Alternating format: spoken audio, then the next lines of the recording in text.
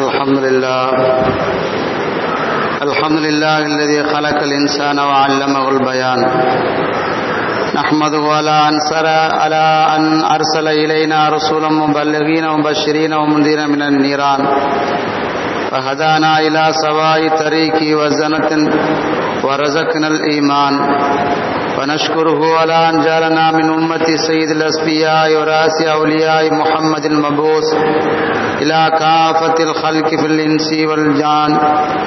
أشهد أن لا إله إلا هو وحده لا شريك له، وأن سيدنا محمدا عبده ورسوله صاحب الحكمة والفرقان، صلى الله عليه وعلى آله وصحبه ما دار النيران.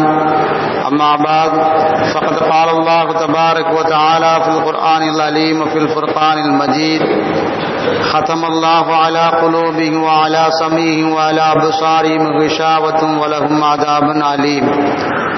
وقال نبينا محمد صلى الله عليه وسلم: أربع خصال مفسدة للقلوب: المجارات الأحمق، وإن جاريته كنت مثله، وإن سكت عنه سلمت، وكثرة الذنوب، والخلوة بالنساء، والاستماع منهن، والعمل برأيهن، إلى آخر الحديث، أو كما قال عليهم الصلاة والسلام. அன்புமிக்கவன் அருள்மிக்கவன் அல்லாஹுவின் திருப்பெயரால் ஆரம்பம் செய்கிறேன். ஸலவாத்தும் சலாமும் சத்திய தூதர், உயிருக்கு உயிரான நம் உயிரை விட மேலான நபிகள் நாயகம் ஸல்லல்லாஹு அலைஹி வஸல்லம் அவர்கள் மீதும், அவர்களை முழுமையாக பின்பற்றி வாழ்ந்த உத்தம சத்திய சஹாபாக்கள், தாபியூன்கள், தபோ தாபியின்கள், நல்லோர்கள், உலக முஸ்லிம்கள், குறிப்பாக இந்த ஜும்மாவிற்கு வருகை தந்திருக்கக்கூடிய நம் அனைவரின் மீதும் எல்லாமல்ல அல்லாஹுவின் அளவிலா அன்பும் இணையிலா கிருபையும் ஸலவாத்தும் சலாமும் ஆஃபியத்தும் என்றென்றும் உண்டாவதாக. ஆரம்பமாக அஞ்சுவதும் அடிபணிவதும் அல்லாஹ் ஒருவனுக்கே என்ற உபதேசத்தை எனக்கும் உங்களுக்கும் வசியத் செய்தவனாக, எல்லா சந்தர்ப்பங்களிலேயும் எல்லா நிலைமைகளிலேயும் அல்லாஹுவாலும் அல்லாஹ்வின் தூதர் நபிகள் நாயகம் ஸல்லல்லாஹு அலைஹி வஸல்லம் அவர்களாலும் எதையெல்லாம் ஹலால் என்று ஆகுமாக்கி வைத்திருக்கிறார்களோ அதையெல்லாம் எடுத்து நடக்கும்படியும், எதையெல்லாம் ஹராம் என்று தடுத்து வைத்திருக்கிறார்களோ அவைகளை விட்டு தவிழ்ந்திருக்கும்படியும் மீண்டும் ஞாபகப்படுத்தியவனாக என்னுடைய ஜும்மா உரையை ஆரம்பம் செய்கிறேன். அன்பிற்குரிய எல்லாமல்ல அல்லாஹ்வின் நல்லடியார்களே, இஸ்லாமிய பெரியோர்களே, சகோதர நண்பர்களே, அல்லாஹ்வின் தூதர் நபிகள் நாயகம் ஸல்லல்லாஹு அலைஹி வஸல்லம் அவர்கள் நம்முடைய வாழ்க்கைக்கு தேவையான எல்லா விஷயங்களையும் சொல்லியும் செய்தும் காட்டியிருக்கிறார்கள்.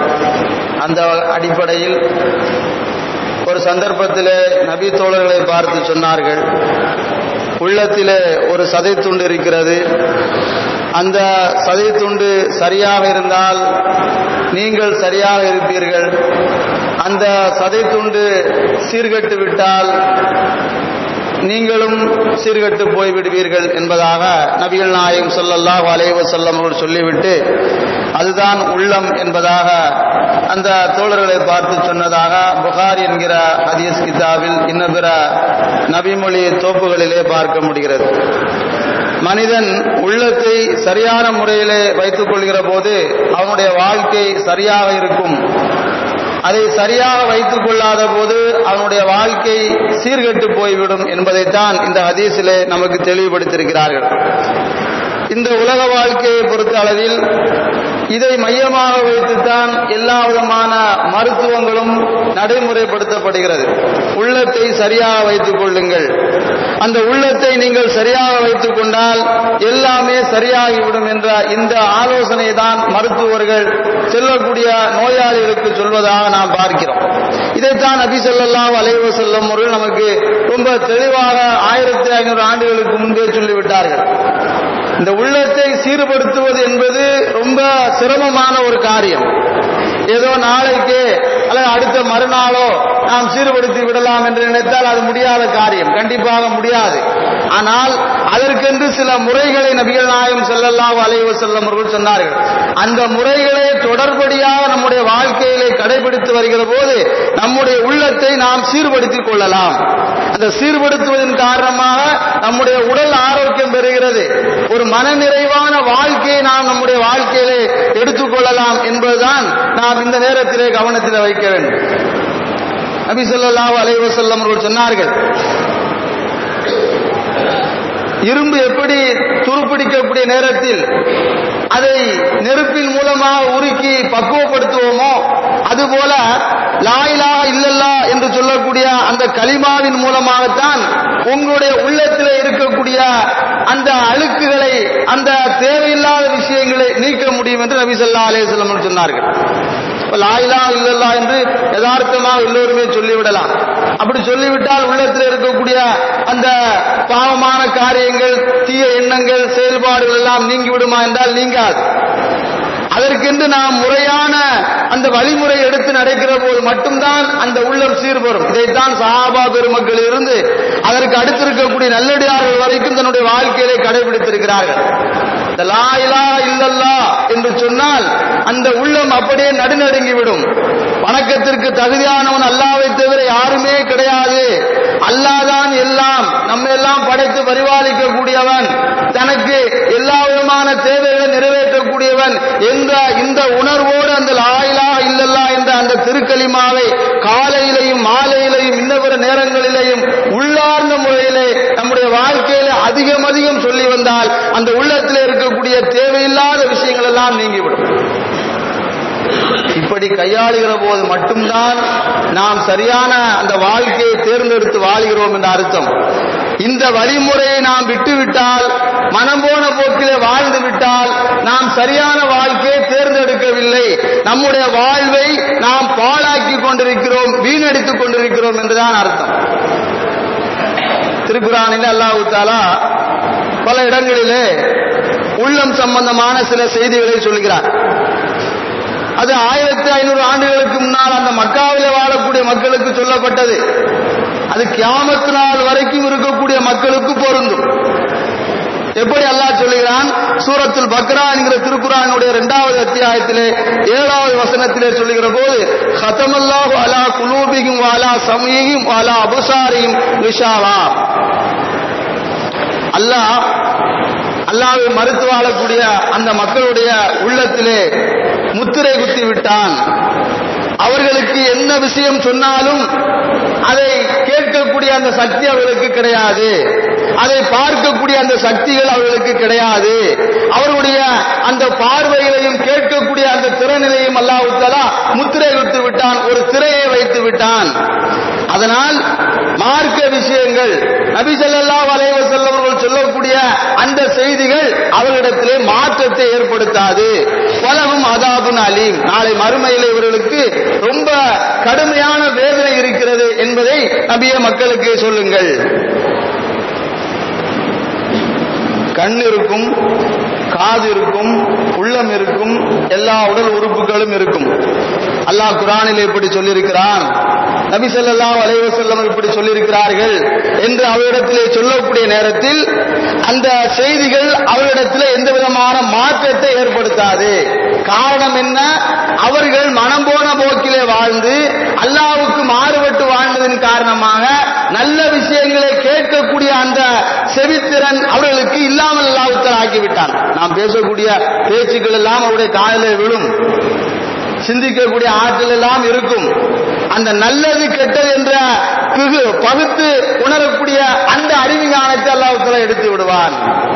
அன்றைய காலகட்டத்தில் அல்லாஹ் சொன்னான். நாம் வாழக்கூடிய இந்த காலகட்டத்தில் இதை பார்க்கலாம்.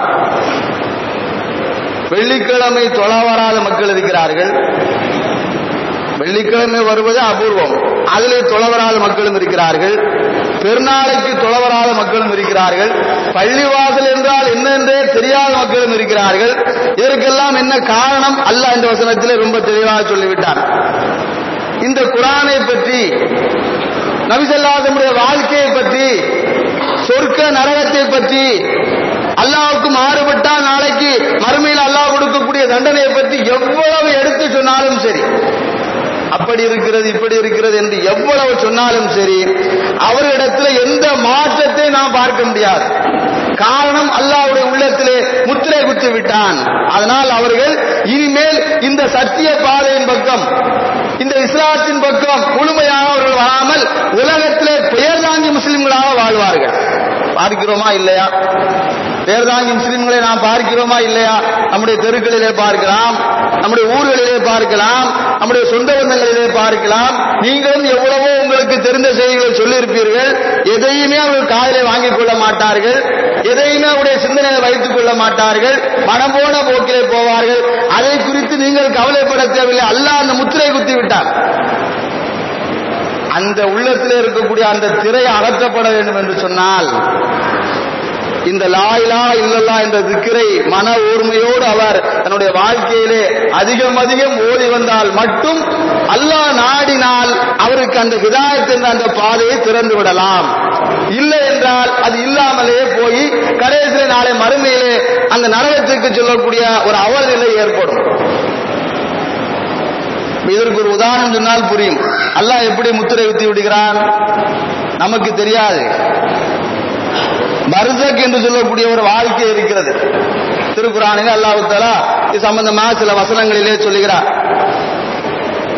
பர்சக் என்று சொன்னால் நம்முடைய கண்களுக்கு, நம்முடைய சிந்தனைக்கு, நம்ம அறிவுஞானத்துக்கு தெரியாத ஒன்று.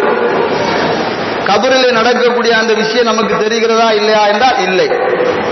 நபி ஸல்லல்லாஹு அலைஹி வஸல்லம் சொல்லியிருக்கிறார்கள், கபரிலே நல்லடியாராக இருந்தால் அவர் கியாமத் நாள் உலகம் அடையக்கூடிய காலம் வரைக்கும் புதுமாப்பிளை தூங்குவது போல தூங்கிக் கொண்டிருப்பார். கெட்டவராக இருந்தால் கபர் நெருக்கிக் கொண்டிருக்கும், அவருக்கு மலக்குமார்கள் வேதனை செய்து கொண்டிருப்பார்கள். நம்ம குழி தோண்டி பார்த்தால் தெரியுமா என்றால் இல்லை. இதுதான் ஆலமுல் பர்சக் என்று சொல்லக்கூடிய நம்முடைய சிந்தனைக்கு, அறிவு ஞானத்துக்கு தெரியாத வாழ்க்கை. அதுபோலதான் அல்லாஹ்வுக்கு மாறுபட்டு வாழக்கூடிய அந்த மக்கள் இருக்கிறார்களே, அவர்களுடைய அந்த சிந்தனையிலையும், அந்த செவித்திறனிலையும், அந்த பார்க்கக்கூடிய பார்வையிலும் அல்லாஹ் தஆலா ஒரு முத்திரை குத்தி விடுகிறான். அது நம்முடைய கண்களுக்கு தெரியாது. அப்படிப்பட்ட அந்த வாழ்க்கையின் காரணமாகத்தான் சத்தியத்தை ஏற்றுக்கொள்ளாமல் மனம் போன போக்கிலே வாழ்ந்து கொண்டிருக்கிறார்கள்.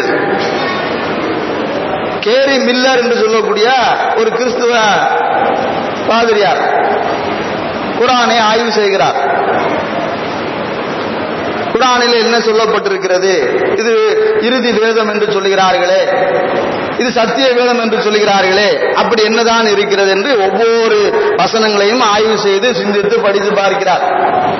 கடைசியில் அவர் இஸ்லாத்துக்கு வந்து விட்டார். எப்படி இஸ்லாத்துக்கு வந்தார்? ஒரு சூறாவை, நமக்கு நன்கு தெரிந்திருக்கக்கூடிய சூறாவை படித்து பார்த்து விட்டு, அதை சிந்தித்து பார்த்து விட்டு உடனே இஸ்லாத்துக்கு வந்து விட்டார். நம்முடைய வாழ்க்கையிலையும் குர்ஆன் ஓதக்கூடிய நேரத்தில் அந்த சூறாவை ஓதிருப்போம். ஒருவேளை நமக்கு மனப்பாடமாக கூட அந்த சூறா இருக்கலாம். அந்த சூறாவை படித்துத்தான் அவர் இஸ்லாத்துக்கு வந்தார். அல்லாஹ் தஆலா அவருக்கு அதிலே ஹிதாயத்தை வைத்திருக்கிறார். பிறகு தன்னுடைய பேரை அப்துல் அஹத் என்பதாக மாற்றிக்கொண்டார். கேரி மில்லர் என்பது அவருடைய இயற்பெயர்.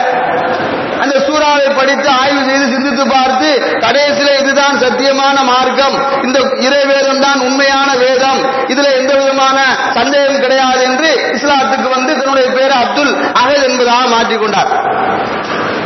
தப்பத் யதா அபீ லஹபி வ தப் மா அக்னா அன்ஹு மாலுஹு வ மா கஸப்.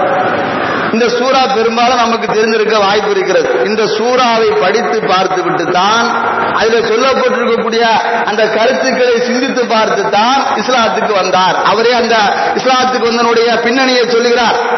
நான் எப்படி இஸ்லாத்துக்கு வந்தேன்? இந்த சூறாவை படித்து பார்த்தேன், அடுத்த கணமே லா இலாஹ இல்லல்லாஹ் முஹம்மது ரசூலுல்லாஹ் என்று சொல்லி இஸ்லாத்துக்கு வந்து விட்டேன். அதில் என்ன சொல்லப்பட்டிருக்கிறது? அபூலஹபுடைய வாழ்க்கை குறித்து அல்லாஹ் தஆலா ஒரு செய்தியை அந்த சூறாவிலே சொல்லுகிறார். அபூலஹபுடைய 2 கையும் நாசம் அடையட்டுமாக, அவருடைய மனைவியும் நாசம் அடையட்டுமாக, அவர்கள் நாளை மறுமையிலே நரகத்துக்கு செல்வார்கள், அந்த நரக நெருப்பில் அவர்கள் போடப்படுவார்கள் என்பதாக அதில் சொல்லப்பட்டிருக்கிறது. இது நபி ஸல்லல்லாஹு அலைஹி வஸல்லம் மக்கா வாழ்க்கையின் போது இறங்கிய சூரா. மக்கா வாழ்க்கையில் இறங்கிய போது இந்த சூரா இறங்கிய சந்தர்ப்பத்திலே அபூலஹப் உயிரோடு இருக்கிறார். இந்த செய்தியை சஹாபா பெருமக்களுக்கு நபிகள் நாயகம் ஸல்லல்லாஹு அலைஹி வஸல்லம் ஓதி காட்டுகிறார்கள். எந்த சந்தர்ப்பத்தில் இந்த சூரா இறங்கியது என்பது நாம் ஒரு அளவு அறிந்திருக்கலாம். நபிகள் நாயகம் ஸல்லல்லாஹு அலைஹி வஸல்லம் அவர்கள் தன்னுடைய குடும்பத்தாரை அழைத்துக் கொண்டு அந்த மலைக்கு மேலே நின்று கொண்டு பின்னால் ஒரு பெரும்படை உங்களை தாக்க வருகிறது சொன்னால் நீங்கள் நம்புவீர்களா என்று கேட்டார்கள். கண்டிப்பாக நாங்கள் நம்புவோம், நீங்கள் உண்மை பேசக்கூடியவர், நீங்கள் நம்பிக்கைக்குரியவர், எனவே எங்களுக்கு நம்பிக்கை இருக்கிறது, நீங்கள் பொய் சொல்ல மாட்டீர்கள். அப்படியா? அப்படி என்று சொன்னால் லா இலாஹ இல்லல்லாஹ் முஹம்மது ரசூலுல்லாஹ் என்ற இந்த கலிமாவின் அடிப்படையில் நீங்கள் வாழுங்கள். வணக்கத்திற்கு தகுதியான அல்லாஹ் ஒருவன் மட்டும்தான், நான் அல்லாஹ்வுடைய தூதர், அல்லாஹ்வுக்கு இணை வைத்து வாழக்கூடாது என்று சொன்னபோது முதலாவதாக அபூலஹப்தான் நாசமாக போவாயா என்பதாக நபிகள் நாயகம் ஸல்லல்லாஹு அலைஹி வஸல்லம் அவர்களை பார்த்து சொன்னார். அப்போதான் இந்த சூறாவை அல்லாஹ் தஆலா இறக்கி வைத்தார். அப்ப இந்த இடைப்பட்ட காலத்திலே அபூலஹப் உயிரோடு இருக்கிறான், நபி ஸல்லல்லாஹு அலைஹி வஸல்லம் இருக்கிறார்கள், எல்லோருமே இருக்கிறார்கள். அல்லாஹ் இந்த வசனத்தை இறக்கி வைத்தான். அந்த சூறாவை எடுத்து படித்து பாருங்க. அபூலஹபுடைய கை நாசம் அடையட்டுமாக, அவருடைய மனைவி நாசம் அடையட்டுமாக, இவர்கள் நரகத்துக்கு செல்வார்கள். இதை பார்க்கிறார் யார்? கேரி மில்லர் என்று சொல்லக்கூடிய அந்த கிறிஸ்தவ பாதிரியார். ஒருவேளை இதை பொய்ப்படுத்துவதற்காக வேண்டி இப்படி குர்ஆன் வசனம் இறங்கியிருப்பதாக முகமது சொல்லுகிறாரே, நாம் ஒருவேளை பொய் சொல்லி ஏமாற்றி நான் இஸ்லாத்தை ஏற்றுக்கொண்டு விட்டேன் என்று சொல்லி அந்த மக்களை குர்ஆன் வசனம் என்பது பொய்யானது, என்னை குறித்து இப்படி வந்திருக்கிறது, நான் முஸ்லீம் ஆகிவிட்டால், நான் மூமினாகிவிட்டால் நான் சொர்க்கவாதியாக ஆகிவிடுவேன், நான் நரகத்துக்கு செல்ல மாட்டேன், அப்படி இருக்கையிலே என்னை குறித்து இப்படி வந்திருக்கிறது, இது பொய்யானதானே, இப்போதாவது முகமது பொய்யர் என்பதை புரிந்து கொள்ளுங்கள், அவர் இட்டுக்கட்டி பேசுகிறார், இல்லாதை பேசுகிறார் என்று சொல்லி மக்களை தனக்கு சாதகமாக திருப்பி இருக்கலாம். அல்லாஹ் தஆலா அந்த சிந்தனையை கொடுக்கவே இல்லை. காரணம் என்ன? ஆரம்பத்திலே ஓதிய அந்த வசனத்திலே பாருங்கள், ஹதமல்லாஹு அலா குலூபிஹிம் வ அலா சம்இஹிம் வ அலா அப்சாரிஹிம் கிஷாவத்துன் வலஹும் அஸாபுன் அலீம். சிந்திக்கக்கூடிய அந்த அறிவு ஞானத்திலையும், கேட்கக்கூடிய அந்த திறனிலையும், பார்க்கக்கூடிய அந்த பார்வையிலும் அல்லாஹ் தஆலா ஒரு முத்திரை குத்தி விட்டான். அந்த முத்திரை என்ன என்று நமக்கு தெரியாது, அதை பற்றி சிந்திக்கக்கூடிய அறிவு ஞானம் அவருக்கு ஏற்படாது. கடைசி வரைக்கும் அபூலஹப் அப்படியே இறந்து போய்விட்டான். இதை பார்த்துத்தான் நான் இஸ்லாத்துக்கு வந்தேன். ஒருவேளை பொய்ப்படுத்துவதற்காக அவன் சொல்லியிருந்தால் அந்த நேரத்திலே அவனுக்கு பின்னால் ஒரு கூட்டம் வந்திருக்கும். அல்லாஹ் தஆலா அந்த சிந்தனை கொடுக்காமலே ஆக்கிவிட்டான். கடைசியிலே காபிராகவே மரணித்து போய்விட்டான். அப்ப இந்த குர்ஆனும் நபிகள் நாயகம் ஸல்லல்லாஹு அலைஹி வஸல்லம் அவர்களும் உண்மையானதுதான் என்பதை நான் புரிந்து கொண்டேன், அதனால் தான் நான் இஸ்லாத்துக்கு வந்தேன் என்பதாக சொன்னார். நம்முடைய வாழ்க்கையிலும் இதை நாம் பார்க்க வேண்டும். நம்முடைய தந்தையாக இருக்கலாம், அல்லது தாயாக இருக்கலாம், குடும்பத்தில் இருக்கக்கூடிய இன்ன பிற நபர்களாக இருக்கலாம், பள்ளிவாசல் பக்கமே வந்திருக்க மாட்டார்கள், இஸ்லாத்தை பற்றி தெரிந்திருக்கவே மாட்டார்கள். சில திருமணத்தின் போது அந்த நேரத்திலேயாவது மாப்பிள்ளைக்கு இந்த லா இலாஹ இல்லல்லாஹ் முஹம்மது ரசூலுல்லாஹ், அஷ்ஹது அல்லா இலாஹ இல்லல்லாஹ் வ அஷ்ஹது அன்ன முஹம்மது ரசூலுல்லாஹ் என்று சொல்லிக் கொடுக்கப்படும். அதை சொல்வதற்கு கூட அவர் தடுமாறுவார். இது வளமையாக சிறு குழந்தைகளிலிருந்து அரபி மதரசாக்களிலே ஓசாரிகளிலே சொல்லிக் கொடுக்கக்கூடியதான். அந்த வார்த்தை கூட அவருக்கு சொல்ல முடியவில்லை. அந்த அளவிற்கு இஸ்லாத்துக்கும் அவருக்கும் நீண்ட தூரமாகிவிட்டது. மார்க்கத்தை பற்றி தெரியாமலே அவர் வாழ்ந்து கொண்டிருக்கிறார். இதை குறித்து நாம் எப்படி கவலைப்பட வேண்டும்? இப்படித்தான் கவலைப்பட வேண்டும்.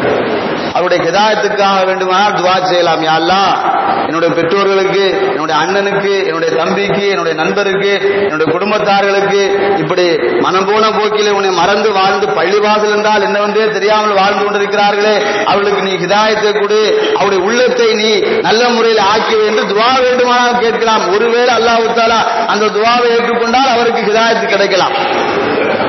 கொஞ்சம் சிந்தித்து பாருங்கள். அல்லாஹ் குர்ஆனிலே சொல்லியிருக்கக்கூடிய ஒவ்வொரு வசனங்களும் ஆழமாக சிந்திக்கப்பட வேண்டியவைகள். இது உண்மையான வேதம் என்பதற்கு எத்தனையோ சான்றுகளை நாம் பார்க்கலாம். அதுல இதுவும் ஒன்று. எவ்வளவு வருத்தப்பட்டிருப்பீர்கள்.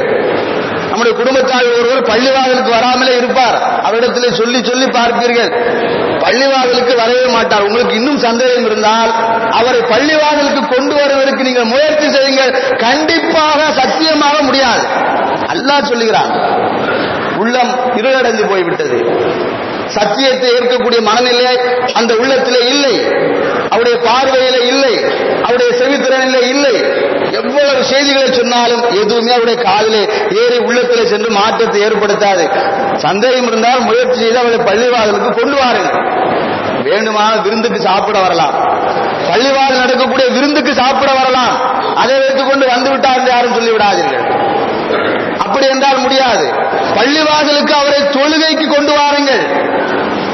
ஒரு வெள்ளிக்கிழமை தொழுகைக்கு கொண்டு வாருங்கள். வந்துவிட்டாலும் கூட ஒருவேளை முடியாது என்பதுதான் சரியானது. ஒருவேளை வந்துவிட்டாலும் அடுத்த தடவை கொண்டு வரவே முடியாது. அதற்கு அடுத்து மற்ற தொழில்களுக்கு நீங்கள் அழைத்தால் கண்டிப்பாக வரமாட்டார்.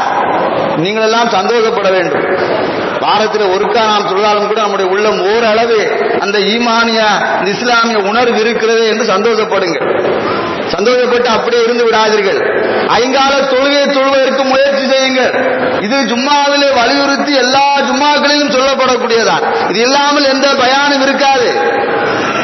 அது கடமை, கண்டிப்பாக நாம் செய்ய வேண்டியது. ஒரு நாளைக்கு 3 தடவை சாப்பிடுகிறோமா இல்லையா? அதிலே கூட நாம் ரொம்ப பாராபட்சம் பார்க்கிறோம். விருந்துகளிலே பார்க்கக்கூடிய நேரத்தில் தான் இந்த அதிசயத்தை தான் பார்க்க முடிகிறது. 1 மணிக்கு எனக்கு சாப்பிடாவிட்டால் வயிறு தீ போல எரிகிறது. அது சாப்பிடாமல் இருக்க முடியுதா? முடியவில்லையே. அப்ப அந்த நேரத்தில் லுகர் தொழுகை பள்ளிவாசலே தொழுக வைக்கப்படுகிறது. அங்கே விருந்துக்கு முண்டி அடித்துக் கொண்டு நிற்கிறார்கள். இந்த தொழுகையை விட அது சிறப்பா? ஒருவேளை அல்லாஹ் சாப்பிடாமல் ஆக்கிவிட்டால், அந்த பசி இல்லாமல் ஆக்கிவிட்டால், அதற்காக மாத்திரை போடக்கூடிய மக்கள் எல்லாம் இருக்கிறார்கள்.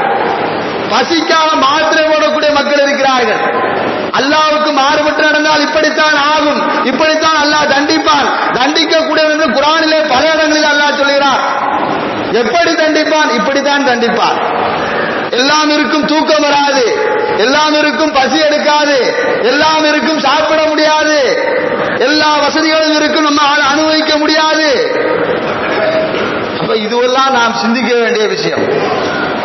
அல்லாஹ் குர்ஆனில் நமக்கு சொல்லக்கூடிய ஒவ்வொரு விஷயங்களும் கவனத்தில் வைக்க வேண்டியது.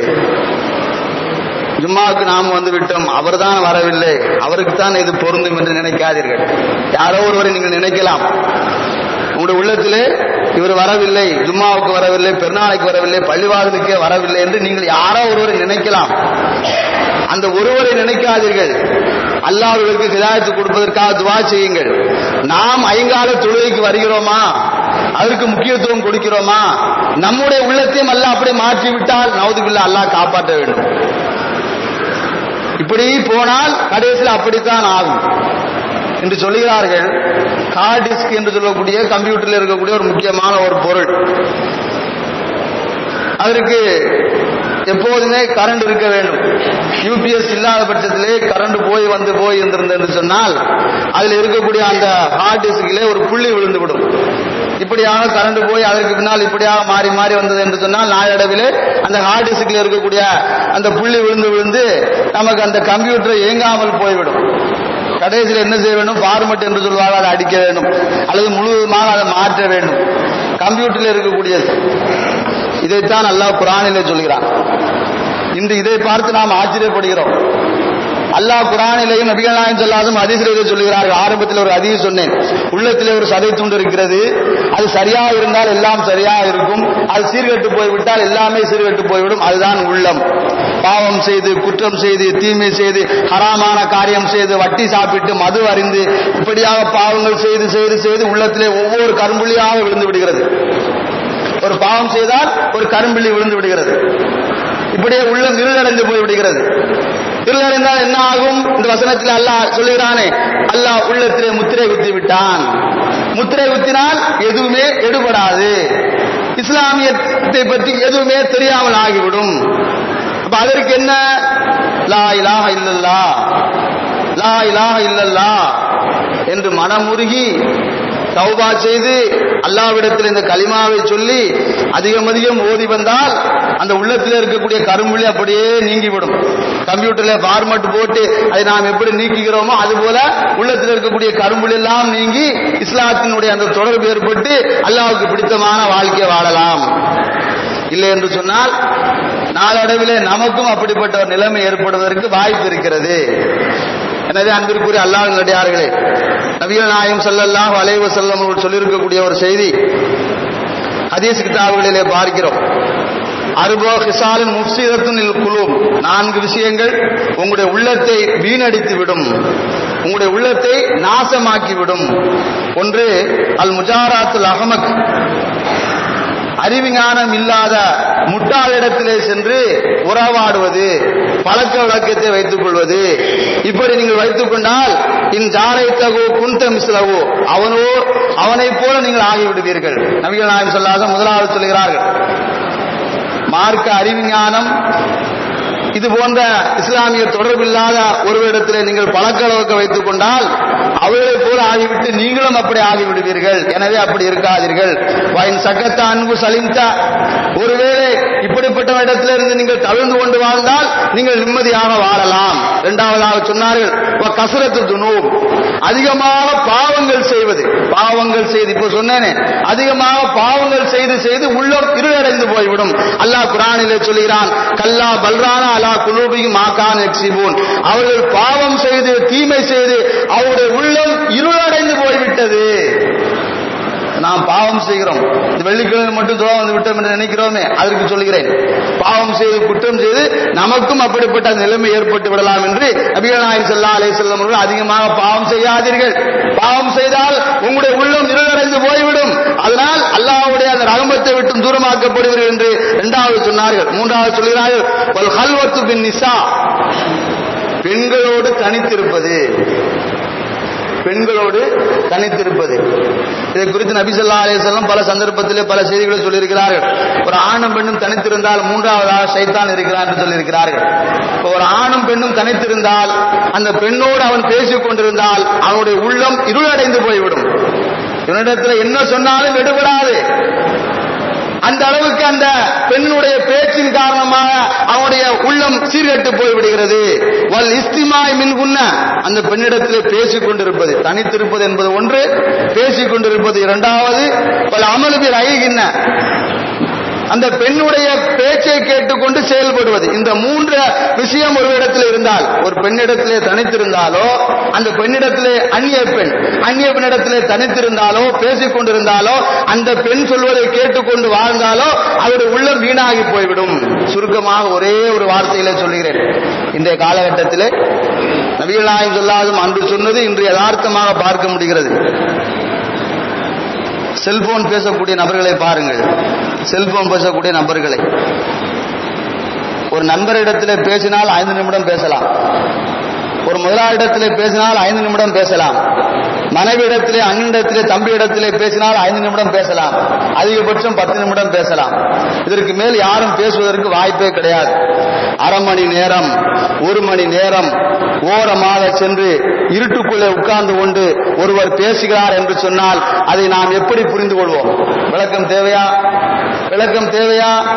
அரை மணி நேரம், 1 மணி நேரம், இரவு நேரத்திலேயும் இன்ன பிற நேரங்களிலேயும் ஓரமாக ஒதுங்கிக் கொண்டு ஒருவர் பேசினால் யாரிடத்திலே பேசிக் கொண்டிருப்பார்? இன்று நாம் அதை கண்டும் காணாமல் வாழ்ந்து கொண்டிருக்கிறோம்.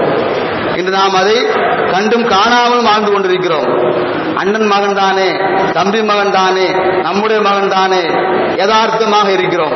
இப்படி இருந்தால் என்ன ஆகும்? நபிகள் நாயகம் ஸல்லல்லாஹு அலைஹி வஸல்லம் சொல்கிறார்கள், உள்ளம் சீர்கெட்டு போய்விடும். சீர்கெட்டு போனால் என்ன? உங்களுக்கு தான் பாதிப்பு. யாருக்கு? சம்பந்தப்பட்ட பெற்றோர்களுக்கு. நீங்கள் என்ன சொன்னாலும் உங்களுடைய மகன் கேட்க மாட்டான், உங்களுடைய மகள் கேட்க மாட்டாள். அப்படிப்பட்ட நிலைமை அல்லாஹ் ஏற்படுத்தி விடுவான். எனவே பெண்களிடத்திலே, தனிமையிலே, அந்நிய பெண்ணிடத்திலே பேசாதீர்கள். அவருடைய அந்த தொடர்பை வைத்துக் கொள்ளாதீர்கள். அப்படி வைத்தால் இப்படி ஆகும் என்று நபி ஸல்லல்லாஹு அலைஹி வஸல்லம் சொல்லியிருக்கிறார்கள். நான்காவதாக சொல்கிறார்கள், வல் முஜாலிசத்துல் மௌத்தா, முஜாலிசத்துல் மௌத்தா என்று சொன்னார்கள். அப்ப சஹாபாக்கள் கேட்கிறார்கள், கீழே யார சொல்லலாம் அமல் மௌத்தா, அப்ப இறந்தவர்கள் அவர்களோடு இருக்காதீர்கள், அப்படி இருந்தாலும் உங்களுடைய உள்ளம் சீர்கெட்டு போய்விடும் என்று சொன்னார்கள். இறந்த இடத்தில் இருந்தால் எப்படி சீர்கெட்டு போகும் யார சொல்லலாம் என்று சஹாபாக்கள் கேட்கிறார். நபி ஸல்லல்லாஹு அலைஹி வஸல்லம் சொல்கிறார்கள், இறந்தவர் என்று சொன்னால் வீட்டில் இறந்து போயிருக்கிறாரே அவர் கிடையாது. குல்லு கனியின் கதா அபுத்தராகு கினாவு, ஒவ்வொரு பணக்காரர்களும் அந்த பணத்தை வைத்து அல்லாஹ்வுக்கும் ரசூலுக்கும் பிடித்தமான முறையிலே வாழாமல் அதை வீணான முறையிலே செலவு செய்து கொண்டு உலகத்திலே வீணெடுத்துக் கொண்டிருக்கிறார்களே, அப்படிப்பட்ட இடத்தில் இருக்காதீர்கள். அப்ப இஸ்லாமிய தொடர்பு இல்லாதவர், பள்ளிவாசல் பக்கம் வராதவர், ஹலால் ஹராம் பேணாதவர், இப்படிப்பட்ட பணக்காரர் இருக்கிறாரே அவரிடத்திலே தொடர்பு வைத்துக் கொள்ளாதீர்கள். அப்படி வைத்துக் கொண்டால் அது உங்களுடைய உள்ளத்தை வீணாக்கி விடும் என்று நபிகள் நாயகம் ஸல்லல்லாஹு அலைஹி வஸல்லம் சொல்லியிருக்கிறார்கள். அகமது என்ற ஹதீஸ் கிதாபிலையும் உஸ்துல் காபா என்கிற வரலாற்று பூர்வமான ஒரு ஹதீஸ் கிதாபிலையும் இந்த செய்தி இடம்பெற்றிருக்கிறது. அன்பிற்குரிய அல்லாஹ்வின் நல்லடியார்களே, நம்முடைய உள்ளத்தை நாம் சீர்படுத்திக் கொள்ள வேண்டும். பாவங்கள் செய்வது நாம் நம்மை தவிர்த்து கொள்ள வேண்டும். அல்லாஹ்வுக்கு பயந்து கொள்ள வேண்டும். அப்படி பயப்படாமல் மனம் போன போக்கிலே வாழ்ந்தால் நம்முடைய உள்ளம் இருளடைந்து போய்விடும். இருளடைந்து போய்விட்டால் அவருடைய பாதிப்பு மிகப்பெரிய அளவிலே இருக்கும். நிம்மதி இல்லாத வாழ்க்கை, சந்தோஷம் இல்லாத வாழ்க்கை, மனநிறைவு இல்லாத வாழ்க்கை, இப்படி பல விதத்திலே பாதிக்கப்பட்டு உலகத்தில் இருந்தால் என்ன, அதற்கடுத்து நீங்களே முடிவு பண்ணிக் கொள்ளுங்கள். அப்படிப்பட்ட அந்த வார்த்தை நமக்கு வந்துவிடும். காரணம், அல்லாஹ்வுக்கு ரசூலுக்கு மாற்றமாக நடக்கிறோம். அப்படி நடந்தால் அல்லாஹ் உள்ளத்தை மாற்றுவதோடு உங்களுடைய சிந்தனை திறனை மாற்றி விடுவான். அதற்கு சக்தி வாய்ந்தவன் தான் அல்லாஹ் ரப்பல் ஆலமீன். அதுக்காகத்தான் அபூலஹபுடைய சம்பவம் சொல்லப்பட்டது. எவ்வளவு ஆட்டம் போட்டான், எவ்வளவு செய்திகள் சொல்லப்பட்டது. எதையுமே காதிலே வாங்கிக் கொள்ளவில்லை, எதையுமே பெரிதுபடுத்தவில்லை. அதை பொய்ப்படுத்துவதற்காக கூட லா இலாஹ இல்லல்லாஹ் என்று சொல்லாத அளவுக்கு அந்த சிந்தனை அல்லாஹ் தஆலா மாற்றி அமைத்து விட்டான். அதே அல்லாஹ் தான் நாம் இருந்தாலும் இறந்தாலும் நமக்கு பின்னால் அடுத்த தலைமுறை வந்தாலும் அல்லாஹ் கியாமத் நாள் வரைக்கும் உலகம் அழிக்கப்பட்டாலும் கூட அல்லாஹ் இருக்கிறான். அந்த அல்லாஹ்வுக்கு எல்லா ஆற்றலும் உண்டு, எல்லா சக்தியும் உண்டு. அல்லாஹ்வை மறந்து மனம் போன நோக்கிலே ஹலால் ஹராம் பேணாமல் வாழாதீர்கள். அப்படி வாழ்ந்தால் அவருடைய தண்டனை கடுமையானது. எனவே உள்ளத்தை சீர்படுத்துவதற்கு அடிப்படையானது லா இலாஹ இல்லல்லாஹ் என்ற திக்ரோடு அந்த தொழுகையுடைய தொடர்பு இஸ்லாமிய வழிமுறைகள் இருந்தால் மட்டும்தான் நாம் சரியான வாழ்க்கையை தேர்ந்தெடுத்து வாழ்கிறோம் என்ற அர்த்தம். இதற்கு அப்பாற்பட்டு வாழ்ந்தால் அதனுடைய வாழ்க்கை வீணானது, நாளை மறுமையிலே நமக்கு நரகத்தை பெற்றுத்தரக்கூடியது என்பதை கவனத்தில் வைத்துக் கொண்டு அல்லாஹ்வுக்கு பயந்து அல்லாஹ்வால் கடமையாக்கப்பட்ட கடமைகள் சரியான முறையில் செய்து நபிகள் நாயகம் ஸல்லல்லாஹு அலைஹி வஸல்லம் சுன்னத்தான வாழ்க்கை வழிமுறை பின்பற்றி வாழக்கூடிய நன்மக்களாக அல்லாஹ் ரப்பல் ஆலமீன் நம் அனைவரும் ஆக்கி அருள் புரிவானாக. வாஹிரு தவானா அல்ஹம்துலில்லாஹி ரப்பில் ஆலமீன்.